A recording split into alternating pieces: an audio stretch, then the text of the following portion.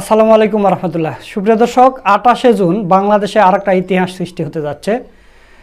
ইসলামী আন্দোলন বাংলাদেশ চরমনায়ের পীরেরা 28শে জুন তারা সোহরাওয়ার্দী উদ্যানে একটা মহাসমাবেশ করবে। 3টা দাবি নিয়ে তারা চলো চলো ঢাকা চলো একটা সমাবেশের উদ্যোগ নিয়েছে। তো 3টা দাবির মধ্যে প্রথম দাবি হচ্ছে আওয়ামী লীগের বিচার। আওয়ামী লীগের বিচার এখন পর্যন্ত কিন্তু আমরা দেখতে পাইনি। দর্শক, আপনারা জানেন যে এখন ইসরায়েলের এবং ইরানের মধ্যে যুদ্ধ চলতেছে। তো সেখানে কিন্তু কিছুটা গুপ্তচর ধরা পড়েছে। আমরা দেখলাম যে সঙ্গে সঙ্গে তাদের মৃত্যুদণ্ড দেওয়া হয়েছে, মানে দ্রুত বিচার। আমরা সিরিয়াতেও দেখেছি যে কোনো আদালত কিছু লাগেনি, যেগুলো ছিল তাদেরকে কিন্তু মাটিতে ফেলে মৃত্যুদণ্ড দেওয়া হয়েছে। আর বাংলাদেশে একের পর এক এ বিচার সে বিচার, আজ রায় কাল রায় করে 10 মাস চলে গেল, এখন পর্যন্ত কারো ফাঁসি হয়নি, কিছু হয়নি। তো এইভাবে চলতে থাকলে বিচার আমরা আদৌ দেখতে পাবো কিনা জানি না। কারণ যদি বিএনপি যদি ক্ষমতায় আসে তাহলে কারো বিচার হবে না, এটা নিশ্চিত থাকেন। তো এই কারণেই ইসলামী আন্দোলন বাংলাদেশ চরমনাই পীরের দল সোহরাওয়ার্দী উদ্যানে আসতেছে চলো চলো ঢাকা চলো কর্মসূচি। তো সেখানে জামাত ইসলামী সহ ইসলামিক যতগুলো দল আছে সবাই একত্রিত হবে এবং একটা মহাসমাবেশ অনুষ্ঠিত হবে এবং ডক্টর মোহাম্মদ ইউনূসের এটা মেনে নিতেই হবে এবং দ্রুত বিচার করতে হবে। তো প্রিয় দর্শক, এই বিষয় নিয়ে গুরুত্বপূর্ণ আলোচনা করছেন আমাদের বড় ভাই বিএনপি নেতা ডক্টর ফয়জুল হক। তো চলুন তার একটা ছোট্ট ভিডিও আমরা দেখে আসি। 28শে জুন ঢাকার ঐতিহাসিক সোহরাওয়ার্দী উদ্যানে চরমনায়ের পীর সাহেবের আহ্বানে ইসলামী আন্দোলন বাংলাদেশ কর্তৃক অনুষ্ঠিত হতে যাচ্ছে ঐতিহাসিক মহাসমাবেশ। এই ঐতিহাসিক মহাসমাবেশে বাংলাদেশের সকল দল মত রাজনীতির ঊর্ধ্বে উঠে সবাই মিলে ঐক্যবদ্ধভাবে অংশগ্রহণ করা উচিত 3টি কারণে। এর অন্যতম কারণ হচ্ছে বাংলাদেশের 5ই আগস্টের পরে এই স্বাধীন নতুন বাংলাদেশে এখন পর্যন্ত সেই খুনি শেখ হাসিনা সহ আওয়ামী লীগের সেই সকল লুটেরাদের বিচার এখন পর্যন্ত সম্পন্ন হয়নি। যারা এই বিচারের পক্ষে থাকবেন, সে যে দলের হন, যে মতের হন, যে ধর্মের হন, যে আদর্শের হন, আপনাকে 28শে জুনের ইসলামী আন্দোলনের এই সমাবেশে উপস্থিত থাকা এটা আপনার নৈতিক দায়িত্ব। দ্বিতীয় যে বিষয়টি হচ্ছে, আমরা বাংলাদেশকে 53 বছর পর্যন্ত এখন পর্যন্ত স্বাধীনতার সঠিক মুখ দেখতে পাইনি। দেশটা এখন পর্যন্ত কখনোই কোনোভাবেই সুন্দরভাবে পরিচালিত আমরা করতে পারিনি। আমাদের দেশকে ধ্বংস করে দিয়ে গিয়েছে পরিশেষে শেখ হাসিনা। 16 বছরের জুলুম অত্যাচার নির্যাতন করে বাংলাদেশের সংবিধানটাকে একটি শেখ পরিবারের পারিবারিক একটি গ্রন্থে রূপান্তরিত করেছে।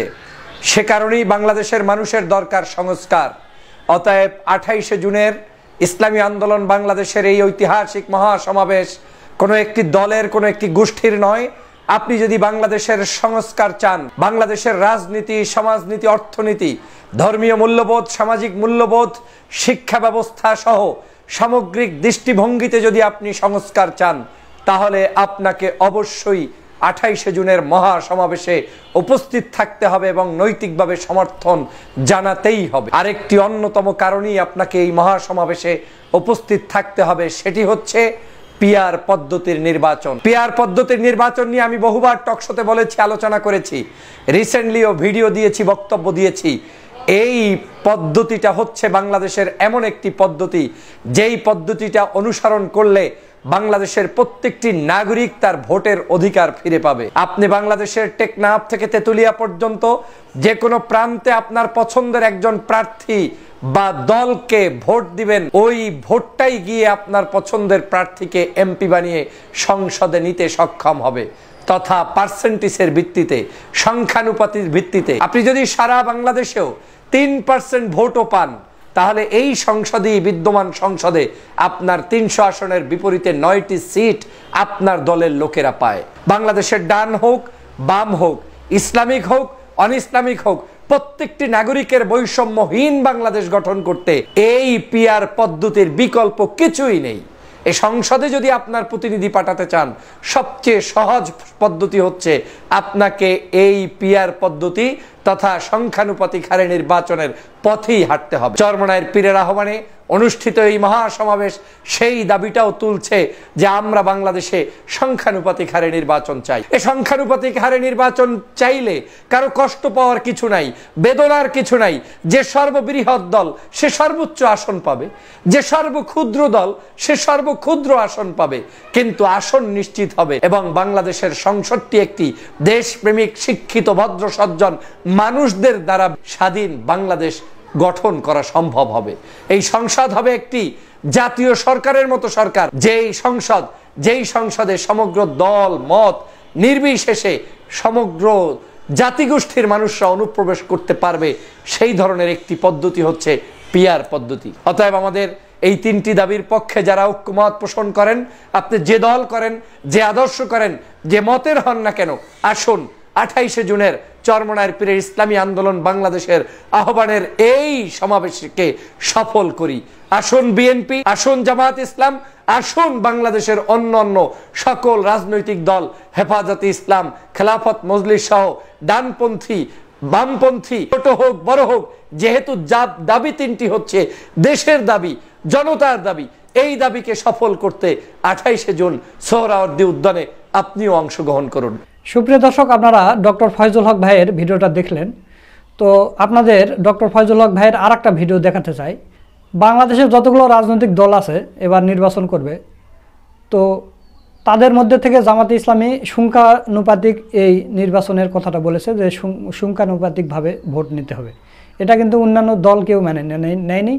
কিন্তু বিএনপি নেতা ডক্টর ফয়জুল হক, তিনি বিএনপির নেতা হওয়ার পরও জামাতে ইসলামের এই দাবির সাথে তিনি একমত পোষণ করেছেন এবং তিনি বলেছেন যে ডক্টর মোহাম্মদ ইউনূস থাকতেই স্থানীয় নির্বাচন যেন আগে হয়ে যায়। যদি আগে জাতীয় নির্বাচন হয় তাহলে কিন্তু ওই এমপির মন্ত্রীর প্রভাব খাটিয়ে তখন দেখা যাচ্ছে যে মেয়র, তারপরে উপজেলা চেয়ারম্যান, তারপরে ইউনিয়ন চেয়ারম্যান, মেম্বার, এগুলো কিন্তু প্রভাব খাটিয়ে হবে, তখন সুষ্ঠু নির্বাচন হবে না।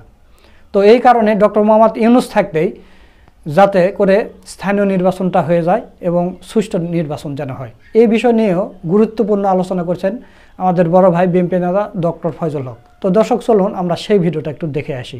দুটো কাজ এই সরকার কি করে যেতে হবে, যেই দুটি কাজ এই সরকার করলে বাংলাদেশের জনগণ শান্তি পাবে, স্বস্তি পাবে এবং তাদের যোগ্য নেতৃত্ব তাদের হাতে পাবে। তার মধ্যে অন্যতম একটি কাজ হচ্ছে স্থানীয় সরকার নির্বাচনটি এই সরকারের অধীনেই অনুষ্ঠিত করে যাওয়া। আর দ্বিতীয় আরেকটি কাজ হচ্ছে যে জাতীয় সংসদ নির্বাচন যেটা করবেন আগামীতে, সেটাকে সংখ্যানুপাতিক হারে যে কোনো মূল্যে সেই নির্বাচনটি অনুষ্ঠিত করা। এই দুটি কাজ যদি এই সরকারের আমলে করে যেতে পারে তাহলে বাংলাদেশের মানুষ 5ই আগস্টের যে হাসিনার বিদায়ের পরে নতুন দেশের স্বপ্ন দেখেছে তার কিঞ্চিত হলেও তারা পেতে পারেন। এখন এই দুটি জিনিসই অনেকের কাছে পছন্দ হবে, অনেকের কাছে অপছন্দ হবে। মনে রাখবেন, এই জিনিসটার যারা বিরোধিতা করবে তাদের ভিতরটা হচ্ছে ভিন্ন। যেমন আপনি যদি একজন সন্ত্রাসী হন, চাঁদাবাজি হন, ভোট চুরি করবেন এরকম মানসিকতা থাকে, অন্যায় আচরণ করবেন এরকম মানসিকতা থাকে, তাহলে আপনি এই দুটি দাবির পক্ষে থাকতে পারবেন না। আর যদি আপনি সত্যিকার একজন সৎ চিন্তার রাজনীতিবিদ হন, সে আপনি যে দলই করেন, আপনি হতে পারে বিএনপি করেন, জামাত করেন, চরমনায়ের দল করেন, অন্য যে কোনো পার্টি করেন, কোনো সমস্যা নেই, কিন্তু আপনি সৎ চিন্তা লালন করেন, দেখবেন আপনি এই দুটো দাবির পক্ষেই মতামত দিয়েছেন। আসলে এই দাবি দুটো কি এবং এই দাবি দুটো হলে আমাদের জনগণের কল্যাণ আসলে কি আছে, বা যারা এই দাবি দুটোর পক্ষে বিপক্ষে বলছে তারা কেনই বা পক্ষে বলছে, কেনই বা বিপক্ষে বলছে, আমরা একটু আলোচনা করে নিতে পারি। প্রথমত হচ্ছে দুটো দাবি অত্যন্ত গুরুত্বপূর্ণ। আপনি দেখেন যে স্থানীয় সরকার নির্বাচন, এই সরকার নির্বাচন পদ্ধতিটা আমরা বাংলাদেশের স্বাধীনতার পর থেকে যারাই যখন ক্ষমতায় এসেছে তাদের নিয়ন্ত্রণে যখন এই নির্বাচনগুলো হয়েছে, কোনো নির্বাচনই সুষ্ঠু সুন্দরভাবে হতে পারে নাই, কোনো নজির নাই, প্রভাব একটু না একটু থেকেছেই।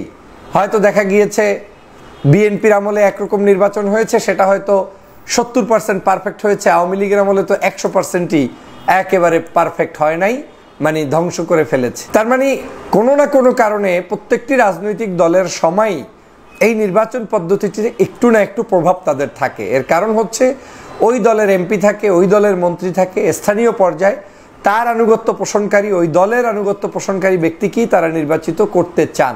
তাহলে আগামীতে যে কেউ ক্ষমতায় আসতে পারে। আমরা জানি না যে বাংলাদেশে কে ক্ষমতায় আসবে। হতে পারে বিএনপি আসবে, এটা স্বাভাবিক, আমরা ধরে নিতে পারি একটি বড় রাজনৈতিক দল। হতে পারে জামাত ইসলাম আসবে, এটাও স্বাভাবিক, কারণ তারা অনেক নির্যাতনের শিকার হয়েছে, আসতেই পারে। বা ভিন্ন আরও কেউ আসতে পারে, XYZ আসতে পারে, কোনো জোট আসতে পারে। এখন আমরা যদি মনে করি যে আমি আসবো না, নিশ্চিত না, আসতেও পারি, তাহলে আমার কাছেও তো গ্রহণযোগ্য হচ্ছে আমার নির্বাচনের আগেই এইরকম স্থানীয় সরকার নির্বাচন অনুষ্ঠিত করা। কারণ আমি যদি এই নির্বাচনটা অনুষ্ঠিত করি তাহলে তো নিরপেক্ষভাবে একটি নির্বাচন হবে, যেখানে অন্ততপক্ষে আমার কিছু লোক জনপ্রিয়তার ভিত্তিতে নির্বাচিত হওয়ার সুযোগ পেতেও পারে।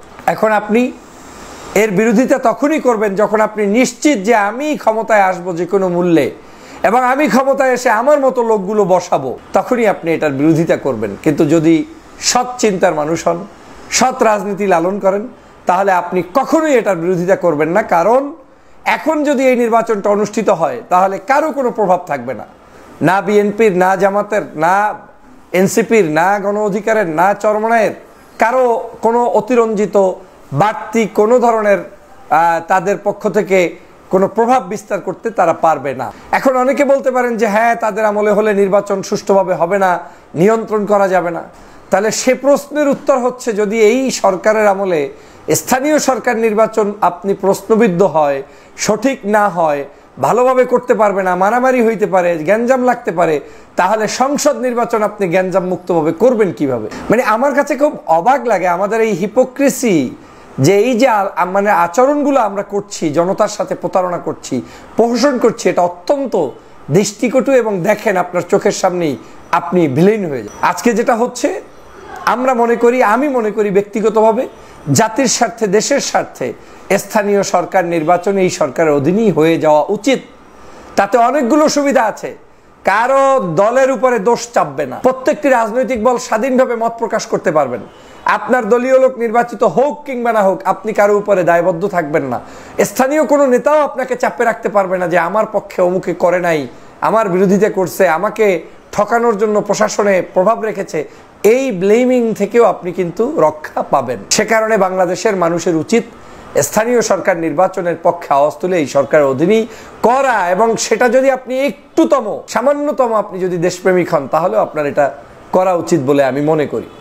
আমরা স্থানীয় সরকার নির্বাচন যদি একটু আগে হয়, তাহলে আমাদের সুবিধা আছে কতগুলো। আমরা সৎ ভালো মানুষ পাবো, আমরা যোগ্য নেতৃত্ব পাবো, আমরা দুর্নীতিবাজ, টাকার দৌরত্ব, সন্ত্রাস, চাঁদাবাজ যারা আরেকজন নেতাকে ম্যানেজ করে সেন্টার দখল করবে, তাদের হাত থেকেও অন্তত একটু হলেও রক্ষা পাবো। এবং সেখানে জনগণের প্রতিনিধিকেই বাছাই করতে সক্ষম হবেন। আপনারা কি চান না যে বাংলাদেশে এমন একটি নির্বাচন হোক, যে নির্বাচনে স্থানীয় সরকার প্রতিনিধিগুলো সম্পূর্ণ জনগণের প্রতিনিধি নির্বাচিত হোক? সেটা কি আপনারা চান না? যদি চেয়ে থাকেন তাহলে উচিত এটাকে সবার আগে সংস্কার করে এই সরকারের অধীনে নির্বাচন অনুষ্ঠিত করা। দ্বিতীয় যে দাবিটি হচ্ছে আমার, সেটা হচ্ছে সংখ্যানুপাতিক হারে নির্বাচন। এটাতেও বাংলাদেশের সমগ্র জনগণ জয়যুক্ত হয় এবং সমগ্র জনগণের মধ্য থেকে ভালো মানুষগুলো সংসদে আসার সুযোগ পেয়ে যায়। আজকে ধরেন আপনি বাংলাদেশের বিভিন্ন প্রান্তে একটা ছোট্ট দলকে ভোট দিলেন, কিন্তু ওই ভোট দেওয়ার পরেও সেই লোকের একজন প্রতিনিধিও সংসদে থাকতে পারে না, কথা বলতে পারে না। অথচ একজন প্রান্তিক মানুষও অনুভব করেছে যে আমার এই সাপোর্টটা একজন ব্যক্তিকে বা একটা দলকে দিয়ে তার একজন প্রতিনিধি সংসদে পাঠাতে চাই। পাঠাবেন কোন পদ্ধতি? আপনি ভোট দিয়েছেন যে এলাকায়, সেই এলাকায় আপনি সেকেন্ড হয়েছেন, থার্ড হয়েছেন, আপনার সেই জায়গায় অবস্থান নেই, আপনাকে তারা উঠতে দেয়নি। টাকার দৌরত্বে, সন্ত্রাস, বিভিন্ন ধরনের ষড়যন্ত্রের বেড়াজালে আপনি ঠকেছেন। আপনাকে জিততে হলে, আপনার প্রতিনিধি পাঠাতে হলে সেই শক্তিমত্তা আপনার ওখানে দেখাতে পারেননি। সংখ্যানুপাতিক হারে নির্বাচন হলে চট্টগ্রামেও ভোট হয়েছে, সিলেটেও ভোট হয়েছে, বরিশালের, রাজশাহী, যে প্রান্তেই হোক না কেন, এই ভোটগুলোর সমষ্টিগত একটি রেজাল্টই আপনার সংসদে প্রতিনিধি পাঠানোর ব্যবস্থা করে দিবে। তাহলে এই যে একটি দাবি, একটি সুন্দরতম, তাতে আমাদের সমস্যাটা কোথায়? কষ্ট লাগার কারণটা কি? এই সুন্দরতম দাবির পক্ষে যদি আজকের আপনি থাকেন, তাহলে আপনি যদি সর্বোচ্চ বড় দল হন, আপনি সর্বোচ্চ সংখ্যক সিটই পাবেন। পার্সেন্টেজে আপনি 70% পেলে আপনার 70টা আসন থাকবে 100-র মধ্যে, 80টা পেলে 80টা থাকবে। এভাবে করে কোনো একজন ব্যক্তি 1% পেলে একটা আসন তার থাকবে। এই যে একটি আসনের বৈষম্য দূর করা, এবং ভোটাধিকারের ভোট নিশ্চিত করা, একজন ভোট যে প্রয়োগ করতে চায় তার ভোটটা সঠিক পাত্রে যাওয়ার পরে তার প্রতিনিধি সংসদে যাওয়া, এবং সার্বজনীনভাবে সকল দলের, প্রায় সকল দলের পক্ষ থেকেই কেউ না কেউ প্রতিনিধি হিসাবে সংসদে প্রবেশ করতে পারে, এর চেয়ে মোক্ষম সুযোগ সংখ্যানুপাতিক হারে ছাড়া সম্ভব না। এবং এখানে আপনি অর্থনৈতিকভাবে অন্যায়ভাবে কেউ টাকা দিয়ে, পয়সা দিয়ে আপনার ভোট কিনে ভোটের দখলদারিত্ব করে, সেন্টার দখলদারিত্ব করে, ষড়যন্ত্র করে যে সকল কার্যক্রম করবে সেটাও এখানে কমে আসবে, কারণ এখানে সম্মিলিতভাবে ভোট হবে। যেমন সারা বাংলাদেশের প্রতীক থাকলো ধানের শীষ, প্রতীক থাকলো দাঁড়িপাল্লা, প্রতীক থাকলো হাত পাখা, প্রতীক থাকলো আরো কিছু মানুষের, এই প্রতীকগুলোর মধ্যে আপনি যাকে ভোট দিবেন তার পার্সেন্টেজ যত পার্সেন্ট হবে সংসদে তার তত পার্সেন্ট প্রতিনিধি থাকবে। আমি অবাক লাগে এত সহজ পদ্ধতিটা আমরা অনেকেই অ্যাকসেপ্ট করতে চাই না। এর কারণটা কি? কারণ হচ্ছে আমরা ভালো মানুষদেরকে সংসদে আনতে চাই না। এখন কিছু চোর ডাকাত 5ই আগস্টের পরে কিছু দুষ্ট মানুষ বের হয়েছে, যারা দলের মধ্যে দলের আপনাকে কি বলে ক্রয় করে তারপরে তিনি এই আধিপত্য বিস্তার করবে, তিনি সংসদে যাওয়ার জন্য দৌড় ঝাঁপাট করবে। রাজনীতি জীবনেও হয়তো করে নাই, কিন্তু টাকার কাছে আপনি বিক্রি হয়ে তাকে নমিনেশন দিতে বাধ্য হবেন, এবং একটা সময় রাজনীতিবিদরা ধুকি ধুকি তাদের জীবন শেষ হবে, কিন্তু কোনো জায়গায় আপনি ভালো পরিবর্তন করতে পারবেন না। সে কারণে আমার এখানে বিশ্বাস যে সংখ্যানুপাতিক হারে নির্বাচন, এই নির্বাচন পদ্ধতিটাও এই সরকারের অধীনেই হওয়া উচিত, এবং সেখানে যেই দল থেকে আপনার সর্বোচ্চ সংখ্যক ব্যক্তি আসবে তারাই রাষ্ট্র পরিচালনা করবে, এবং বাকি দলগুলোর যার যে অবস্থান থাকবে সেই অনুযায়ী প্রতিনিধি সেখানে নির্বাচিত হবে। এবং এটা কিন্তু একটা জাতীয় সরকারের মতোই একটা কনসেপ্ট, যেখানে অলমোস্ট সব দলের লোকই কিন্তু থাকবে। আপনি দেখেন বিএনপি বড় দল, তার লোক কি থাকবে না? আপনাকে একদম তাকে বাদ দিতে পারবেন? জামাত মাঝারি টাইপের আপনার সেকেন্ড লার্জেস্ট পার্টি, আপনি কি তাকে বাদ দিতে পারবেন? তার কি প্রতিনিধি থাকবে না? থাকবে। ওনার যদি 20% হয় উনি 60টা সিট নিয়ে যাবে, ওনার যদি 30% হয় উনি 90টা সিট নিয়ে যাবে, ওনার যদি আরো বেশি লোক হয় তাহলে উনি আরো বেশি লোক নিয়ে যাবে। এমনকি উনি যদি ক্ষমতায় যাওয়ার উপযোগী হয় উনি ক্ষমতায় যাবে। সমস্যা কোথায়? চরমোনাই আপনার কাছে কি 10%, 5%, 15% ভোট আর মনে হয় না? বাদ দেন, তাদের পার্সেন্ট আপনার কাছে কিছুই মনে হয় না। আচ্ছা, কি মনে হয়? 3% 9টা সিট পাওয়ার কথা। এখন কি কোনো ফেয়ার ইলেকশন দিয়ে কোনো জায়গায় 9টা সিট আসার মতো সুযোগ হয়? 5% হলে 15টা সিট পাওয়ার কথা। ইসলামী আন্দোলনকে 15টা সিট এখন কোনো দল এমনকি যুক্ত হলেও দেয় না। এর কারণটা কি? আপনারা এই দেশটাকে এক ধরনের চক্রের মধ্যে আবদ্ধ করে ফেলেছেন। সে কারণে সংসদেও পরিবর্তন হচ্ছে না, নেতারও পরিবর্তন হচ্ছে না, পরিস্থিতিও আপনাদেরকে সেই পরিবর্তন করতে দিচ্ছে না। সে কারণে আমি মনে করি আমাদের এই বাংলাদেশে এই মুহূর্তে দুটো সংস্কার অত্যন্ত গুরুত্বপূর্ণ।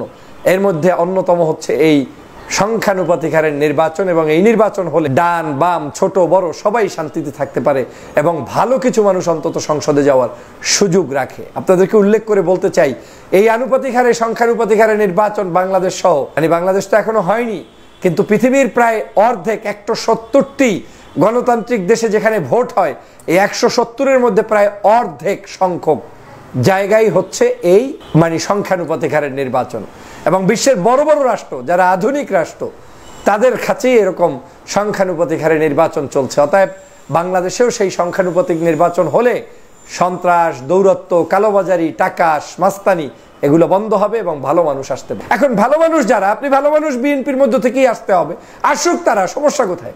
ধরেন বিএনপি ক্ষমতায় আসবে, বিএনপিকেই ভালো মানুষ নিয়ে আসতে বলেন। জামাত আসবে, জামাত ভালো মানুষ নিয়ে আসুক, কিন্তু দুর্নীতিবাজ দুষ্টদেরকে যদি আপনি প্রতিহত না করেন তাহলে এই দেশ তো আগাবে না। সে কারণে বলছি সংখ্যানুপাতিক হারে নির্বাচন এই সরকারকেই করে দিতে হবে, এবং আমি মনে করি যে এই সরকারকেই জাতীয় সংসদ নির্বাচনের আগে স্থানীয় সরকার নির্বাচন চালু করে মানুষের ভোটের অধিকার প্রতিষ্ঠিত করতে হবে এবং জনগণের রায়কে তাদের মেনে নিয়ে দেশ গঠন করতে হবে। সুপ্রিয় দর্শক, আপনারা ডক্টর ফয়জুল হক ভাইয়ের দুইটা ভিডিও দেখলেন। তো আজকের ভিডিওটা আপনাদের কাছে কেমন লেগেছে তা অবশ্যই কমেন্ট করে জানিয়ে দিবেন, আর ভিডিওটা ভালো লাগলে শেয়ার করবেন। নিত্য নতুন এরকম আপডেট ভিডিও পেতে আমাদের চ্যানেলটা সাবস্ক্রাইব করে রাখবেন। আজকের ভিডিও এই পর্যন্ত। সকলকে ধন্যবাদ। আসসালামু আলাইকুম ওয়া রাহমাতুল্লাহ।